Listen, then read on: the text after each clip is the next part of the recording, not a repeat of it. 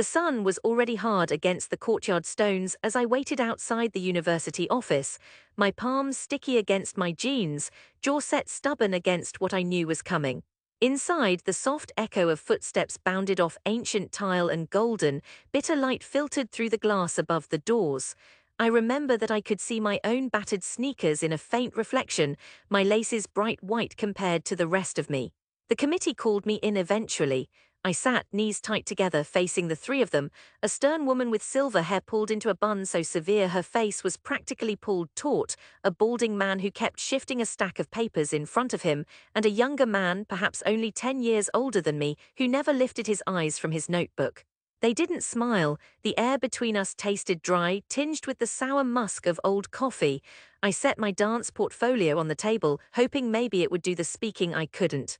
"We've reviewed your application thoroughly, Daniel," the woman intoned, words clipped sharp. She slid the portfolio toward herself, not opening it. "Your grades in theory were underwhelming. Your performance showcase was," here she paused, searching for a word and settling on the one that would sting, "unorthodox." The balding man cleared his throat. "Our school values tradition, discipline, and most of all, realism. Choreography is not a child's game. We see many dreamers, we need doers." My heart scrabbled uselessly inside my chest, but worse than their words was their posture, tired, skeptical, already certain I would fail.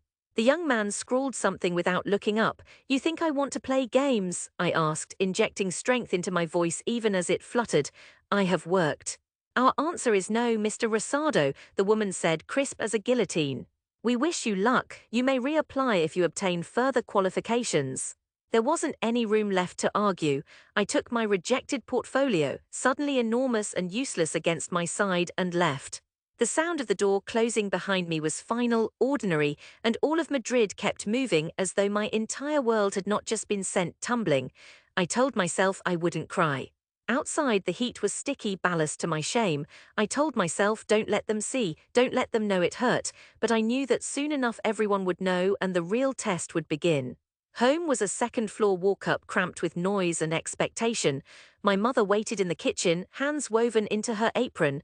Pepinillos and simmering beans perfumed the air. She brightened when she saw me, but then caught the look on my face and her shoulders dropped a fraction. We ate in silence except for the scrape of the spoon. My sister Lucia, always quick, caught on almost immediately. "They said no, didn't they?" Her voice was soft, but I could hear a tremor of relief. She never understood my world, the push and collapse of rhythm and movement. "I'll try again," I said quietly. My uncle's voice cut in from the tiny living room, filtered through the old walls. Try again. Maybe you should try something smart, Danny, find a job. The city is full of positions. You're 20 already." I could picture his smirk. Whenever he came over, he would tip back his chair, watch the TV, and tell me stories of men who made something of themselves. Not dancers, never dancers. "Let him be Mario," my mother said, but her voice wavered with exhaustion more than conviction. Outside, through the cracked window, the sound of a saxophone drifted up from the street. I closed my eyes, wishing desperately to be anywhere but here. The next year blurred together for me, the first of several lane, relentless ones. I worked the bars near Gran Via, slinging drinks for businessmen and tourists, praying every shift for enough euros to cover rehearsal space. At night, I danced in the alleys and parks, sometimes to the applause of strangers, more often simply because my body couldn't bear to stop. My muscles ached, sometimes so badly I couldn't sleep. My dreams came stained with ridicule and defeat. I knew everyone in the barrio was talking. My Aunt Carmen told my mother over coffee. I saw Daniel again, dancing out in the square. "Does he really think he is going to be famous?" She said it softly, as if she pitied me, and my mother would nod along, lips pressed together. It was worse among friends. Juan, who had once practiced breaking with me on cracked basketball courts, went into accounting. A girlfriend, a car, real prospects. Whenever we met up, his questions came with a twist. "So, still doing the Michael Jackson moves?" he joked, and sometimes other friends would laugh. I wanted to rage. Instead, I stored it up, let it add fire to my turns and stretches, the way I locked my shoulder and spun beneath the dim streetlights until shouts of idiota or laughter chased me home. Work was constant and life was a hustle. I choreographed for cheap pop-up shows, taught dance to bored, overscheduled kids in a damp studio. Some nights I'd watch classical troupes warming up at the conservatorio doors and feel almost sick with longing. Their dances were sharp, clean, practiced, but I longed for the wild, molten movement inside me. Each week I sent applications far beyond Madrid, festivals in Barcelona, youth competitions in Valencia, tiny grants, teaching posts anywhere. I kept all the rejection emails in a folder, obsessively organized. My family, my world remained unimpressed. My uncle, Daniel, you are almost 23, when do you make it? You want to be a waiter who dances or a dancer who waits? Lucia got a job in an office. She bought a lavender blouse for interviews. Maybe you should come with me next time, she said, not unkindly, but it stung all the same. I learned to swallow my rage to radiate polite smiles. My real feelings became choreography, every angry pivot, every restrained leap. But a strange thing happened. The work did change me.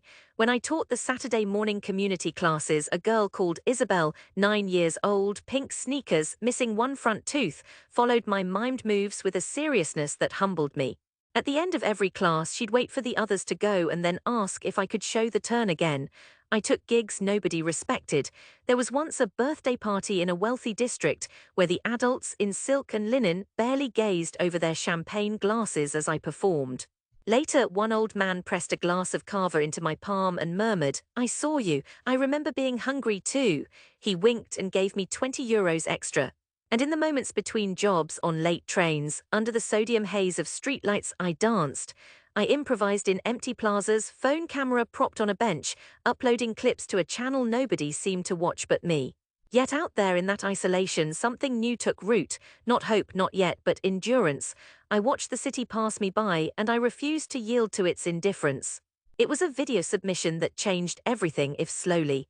One night after an endless shift at Café Floriana, I uploaded my choreography, a blend of flamenco roots and street movement, to an online competition, half mocking myself as I did it. For weeks there was nothing. Then my phone buzzed, an invitation to perform at a midsize festival in Barcelona. I called my mother, my voice already hoarse from rehearsal. "That's good, Danny," she said. "Just keep your head on. Don't lose yourself in dreams." I took the train. My set was short, but the crowd clapped louder than I'd ever heard. For the first time, a fellow performer leaned in and said, "You're really doing something different." I went home with €50 and a taste of hope.